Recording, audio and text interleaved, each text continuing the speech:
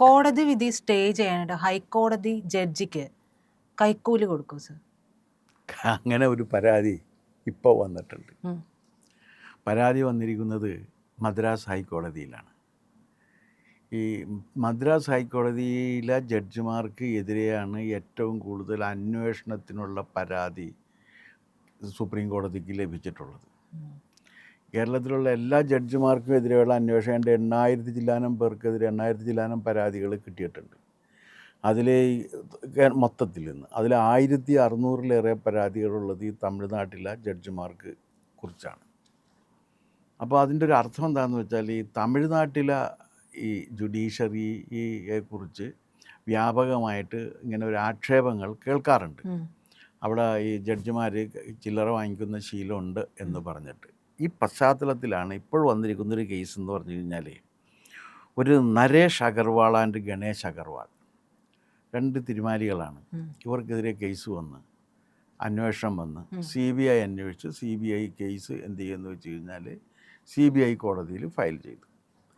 CBI കോടതിയിൽ file ചെയ്ത് കഴിഞ്ഞപ്പോഴേക്കും ജഡ്ജ് എന്ത് ചെയ്യുമെന്ന് വെച്ച് കഴിഞ്ഞാൽ ഇവർക്കെതിരെ വിധിച്ചു. അഡീഷണൽ സെഷൻസ് ജഡ്ജ് ഇവർക്കെതിരെ വിധി എഴുതി. അപ്പോൾ ഈ വിധി സ്റ്റേ ചെയ്ത് കിട്ടണം.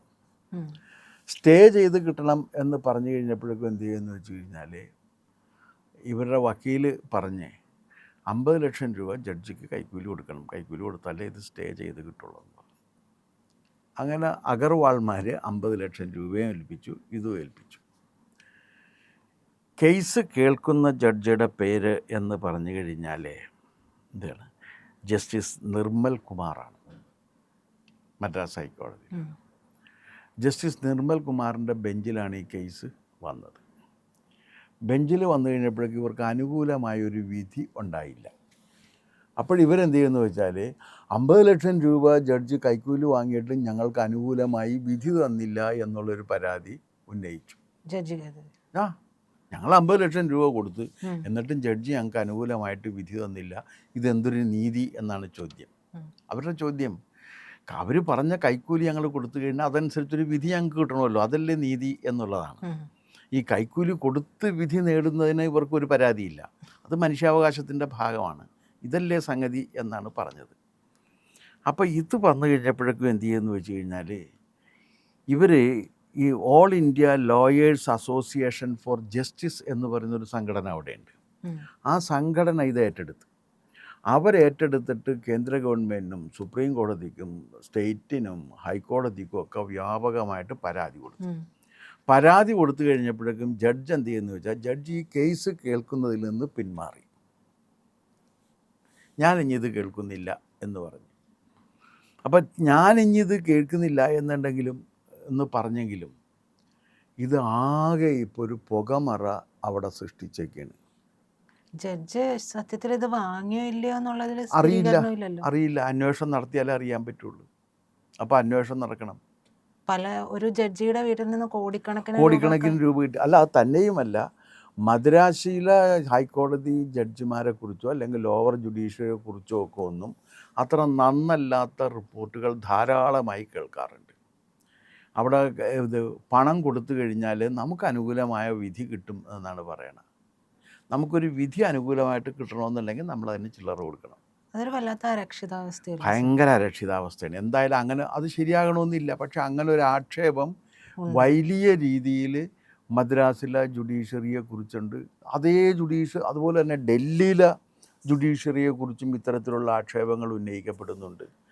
ഇന്ത്യയിലെ പല കോടതികളിലുള്ള ജഡ്ജിമാരെ കുറിച്ചുമൊക്കെ ഇങ്ങനെ ഈ കൈക്കൂലി ആരോപണം ഉന്നയിക്കപ്പെടുന്നു എന്ന് മാത്രമല്ല, മുൻപ് ഇതൊന്നും ആരും അറിയാതിരുന്നെങ്കിൽ ഇപ്പോൾ ഇത് സംബന്ധമായ പരാതികൾ കേന്ദ്ര ഗവൺമെൻറ്റിന് പോകുന്നു, സെൻട്രൽ വിജിലൻസ് കമ്മീഷണർക്ക് പോകുന്നു, അതാത് ഹൈക്കോടതിയിലേക്ക് പോകുന്നു, സുപ്രീം കോടതിയിലേക്ക് പോകുന്നു. ഇതൊക്കെ അന്വേഷിക്കുന്നുണ്ടോ എന്നുള്ള കാര്യം അറിയുന്നില്ല.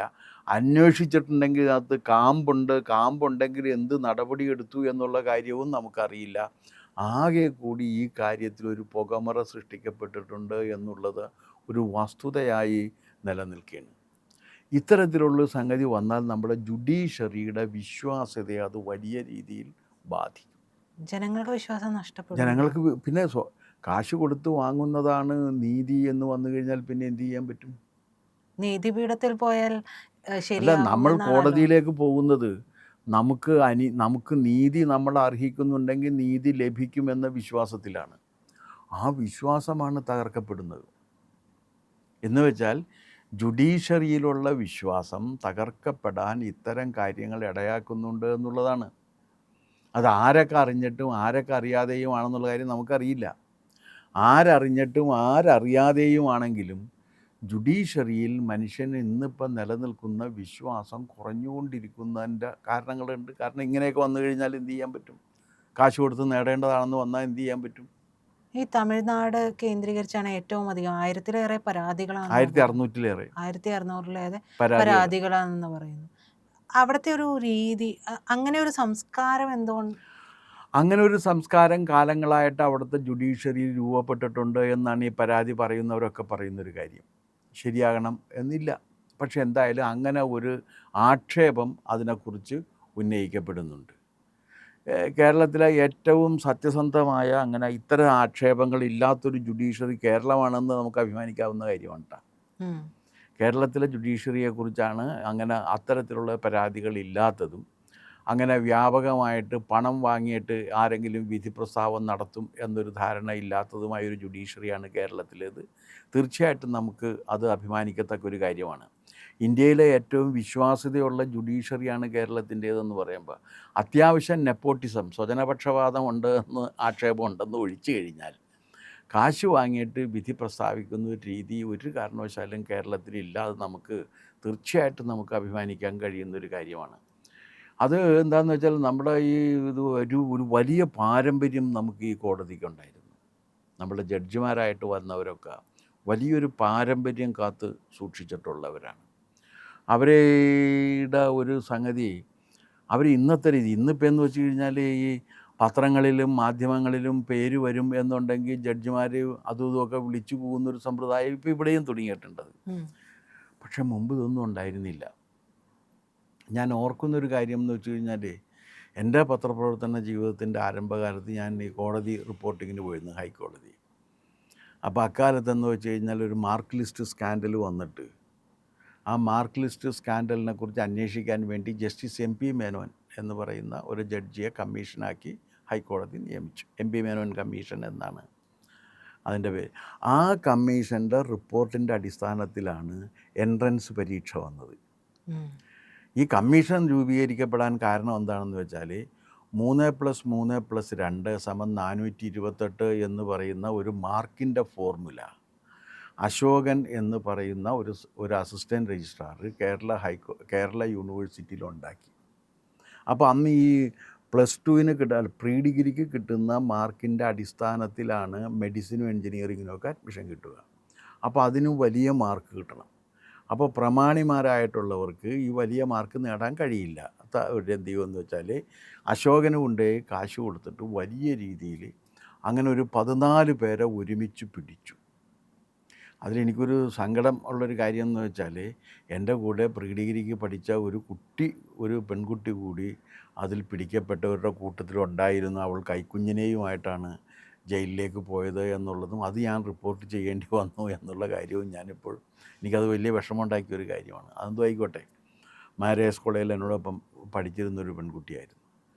അപ്പോൾ അന്ന് ഇതുപോലെ വന്നിട്ടൊരു സംഭവം ഉണ്ടായിട്ട് അതിൻ്റെ ജഡ്ജ്മെൻറ്റ് പറഞ്ഞു. അപ്പോൾ അന്ന് ഇന്നത്തെ രീതിയിലല്ല, ജഡ്ജ്മെൻറ്റ് ഇങ്ങനെ വെബ്സൈറ്റിൽ കിട്ടില്ല. ജഡ്ജ്മെൻറ്റിൻ്റെ 12 കോപ്പിയാണ് ടൈപ്പ് ചെയ്തെടുക്കുന്നത്. അതിൽ 12ാമത്തെ കോപ്പിയാണ് പത്രപ്രവർത്തകർക്ക് റെഫറൻസിന് തരുന്നത്. അത് വായിക്കാൻ തന്നെ വലിയ പ്രയാസമാണ്. അങ്ങനെയാണ് ജഡ്ജ്മെൻറ്റ് വായന ശീലിച്ചത് ഞാൻ ആ കാലത്താണ്. ഏറ്റവും ലാസ്റ്റ് പേജ് കൂടിയാണ് ജഡ്ജ്മെൻറ്റ് വായിക്കേണ്ടതെന്നുള്ള ബാലപാഠം പഠിക്കുന്നത് അങ്ങനെയാണ്.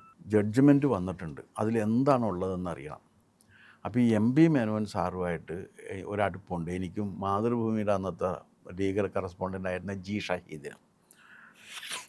മേനോൻ സാറിനോട് എന്നോട് എന്തോ ഒരു വാത്സല്യമൊക്കെ ഉണ്ടായിരുന്നു. എന്താ എൻ്റെ കാര്യമൊന്നും അറിയില്ല. പക്ഷേ അപ്പോൾ ഞാനും ഷഹീദും കൂടി പതുക്കെ ഇദ്ദേഹത്തിൻ്റെ വീട്ടിൽ പോയി. അദ്ദേഹം ഞങ്ങളെ വളരെ ഔദാര്യത്തോടു കൂടി സ്വീകരിച്ചിരുത്തുകയും ഞങ്ങൾക്ക് ചായയും ഈ ഏത്തക്കായ വറുത്തത്, ചിപ്സ്, വാഴക്ക ചിപ്സ്, അത് 4 മുറിച്ച് വറുത്ത ചിപ്സ് തരികയും ഞങ്ങളത് കഴിക്കുകയും ചായ കഴിക്കുകയൊക്കെ ചെയ്ത് ഇങ്ങനെ ഇറങ്ങാൻ നേരത്ത് അപ്പോൾ വന്ന കാര്യം ഇതിലൊക്കെ പറഞ്ഞ് എന്നാൽ ശരി എന്ന് പറഞ്ഞപ്പോഴേക്കും പറഞ്ഞു സാറേ ആ ജഡ്ജ്മെൻറ്റ് എന്ന് പറഞ്ഞിങ്ങനെ ഞാനിങ്ങനെ പറഞ്ഞ് നിർത്തി. അപ്പോൾ പുള്ളി ഇങ്ങനെ നോക്കി ചിരിച്ചുകൊണ്ട് പറഞ്ഞു after all what is the difference between one judgement and other as far as the court is concerned. എന്ന് വെച്ചാൽ കോടതിയെ സംബന്ധിച്ചിടത്തോളം ഒരു ജഡ്ജ്മെൻറ്റും വേറൊരു ജഡ്ജ്മെൻറ്റും തമ്മിൽ ഒരു വ്യത്യാസമില്ല. എല്ലാ ജഡ്ജ്മെൻറ്റും ഈക്വലി ഇമ്പോർട്ടൻ്റ് ആണ്. അതുകൊണ്ട് എൻ്റെ മക്കൾ വേഗം ഇവിടുന്ന് പോകാനാണ് ആ പറഞ്ഞതിൻ്റെ ചുരുക്കം ഞങ്ങൾ ഇറങ്ങിപ്പോന്നു. ഞാൻ പറയുന്നത് അന്നത്തെ ജഡ്ജിമാരുടെ ഒരു ഇൻറ്റഗ്രിറ്റി പറയുന്നതിന് വേണ്ടിയിട്ടാണ്. അത്ര ശക്തമായ ഇൻറ്റഗ്രിറ്റി സൂക്ഷിച്ചിരുന്ന ജഡ്ജിമാരായിരുന്നു അന്നുണ്ടായിരുന്നത്. ഞാനത് കണ്ടിട്ടുണ്ട്. ഇന്നിപ്പോൾ അതുപോലത്തെ ഒരു ഇൻറ്റഗ്രിറ്റി എല്ലാ രംഗത്തുള്ളവർ ഉണ്ടോ എന്ന് ചോദിച്ചാൽ അറിയില്ല. അന്ന് ഈ ഹൈക്കോടതിയിലൊന്നും ഒരാളും ഇതിനൊരു ധൈര്യം കാണിക്കില്ല. അത്യാവശ്യം ചില വക്കീലന്മാർ അവരുടെ ചില ബന്ധം വെച്ചിട്ട് ചില സ്റ്റേ ഒക്കെ മേടിച്ചിരുന്നതൊന്ന് ഒഴിച്ചു കഴിഞ്ഞാൽ your honour my dear honour എന്നൊക്കെ പറഞ്ഞ് ചില ഒഴിച്ചു കഴിഞ്ഞാൽ വേറെ ഒരു കുഴപ്പമില്ലാതിരുന്ന ഒരു ജുഡീഷ്യറിയാണ് കേരളത്തിൻ്റേത്. ആ കേരളത്തിൻ്റെ ജുഡീഷ്യറിയുടെ ഒരു മഹിത പാരമ്പര്യം ഇവിടെ ഇപ്പോഴും സൂക്ഷിക്കപ്പെടുന്നുണ്ട് എന്നുള്ളത് തീർച്ചയായിട്ടും മലയാളികളെന്ന നിലക്ക് നമുക്ക് അഭിമാനം നൽകുന്നൊരു കാര്യമാണ്. കാരണം അങ്ങനെ ഒരു പാരമ്പര്യം നമ്മൾ എപ്പോഴും സൂക്ഷിക്കുന്നുണ്ടല്ലോ.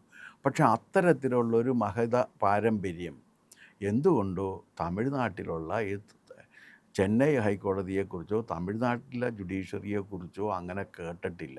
ആ ജുഡീഷ്യറിയെക്കുറിച്ചാണ് ഇപ്പം ഇങ്ങനെ ഒരാക്ഷേപം വന്നിരിക്കുന്നത്. എന്തായാലും ശരിയാണ്, ഇത്തരത്തിൽ വരുന്ന പരാതികൾ സമഗ്രമായിട്ട് അന്വേഷിക്കാനും അതിന് ജനങ്ങൾക്ക് കൂടി ബോധ്യപ്പെടുന്ന വിധത്തിലുള്ള നടപടികൾ ഉണ്ടാകാനുമുള്ള സംവിധാനം ഉണ്ടാകണം എന്നാണ് എൻ്റെ ഒരു വിനീതമായ അഭിപ്രായം.